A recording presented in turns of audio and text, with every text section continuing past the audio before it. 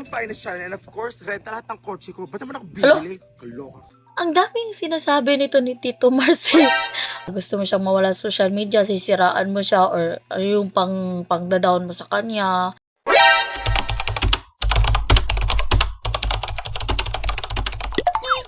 Hi, I'm fine as China, and of course, ginagamit ng mga tao ang ating pangalan para sumikat. It's true, true. I'm fine as China, and of course, magpapanggap tayo maging mayaman. Hello, fake it till you make it. Tatanga tayo. I'm fine as China, and of course, hindi ako kakain sa restaurant kundi ex-deal. Sayang pera. Ay, true. Alam niyo, totoo talaga yun mga laga. Kahit sabihin natin na marami kayo pera, why not gamitin na lang yung pagiging influencer?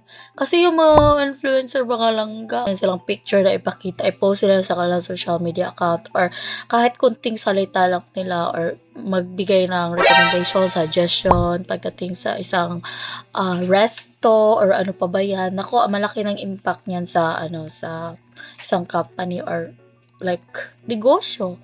So, nakakatuwa lang mga lagano kasi sinasabayan din talaga ni Finest ngayon yung mga issues. Ay nako, gigigil din ako dito eh.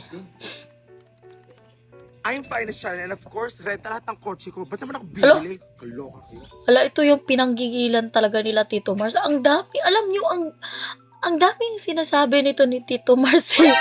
Alam mo Tito Mars, sabihin natin na kung gusto mo tong, yung mapahiya si Finest China sa mga tao, wala mawawala sa kanya.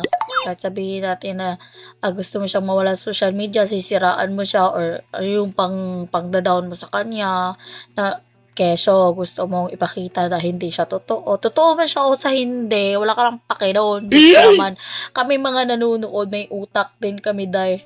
Wala lang, ako mga lang, wala akong pakialam. I idolize Finest China, but not to the point na parang baliw na talaga ako sa kanya. Yung bang lahat ng bagay is paniniwalaan mo. Basta gusto ko lang talaga yung pananaw niya sa buhay mga langga, yung to work hard kung meron kang gustong makuha, ganun.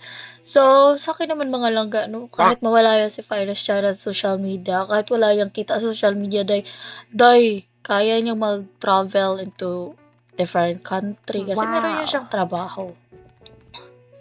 I'm fine as China, and of course, fake lahat ng ating giveaway. Hello, Gagi. sa for the content lang yun. Bongga.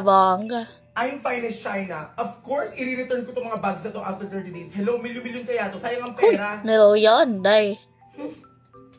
I'm fine as China. And of course, may sugar daddy tayo. Hello, sa ganda kong to. Bilang doktor, may lawyer tayo, engineer, at... Sana all lahat magkakaroon ng sugar daddy na may sugar daddy si Finest China. Ikaw to Mars, gusto mo na sugar daddy?